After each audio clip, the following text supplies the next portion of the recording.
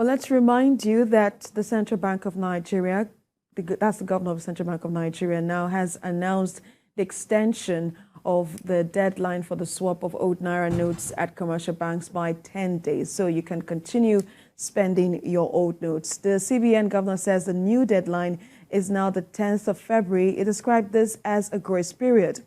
The CBN previously said it would not extend the deadline, but Mr. Emefiele says as a result of measures put in place to ease the scarcity, President Muhammadu Buhari has given approval for the extension. Nigerians had been complaining about the inability to swap their old notes for the new designed ones with the previous deadline.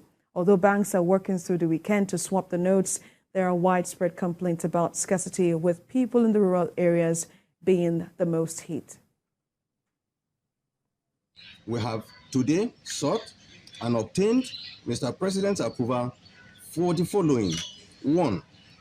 A 10-day extension of the deadline from January 31, 2023 to February 10, 2023 to allow for collection of more old notes legitimately held by Nigerians and achieve more success in cash swap in our rural areas, in our villages and communities, after which all old notes outside the CBN loses their legal tender status.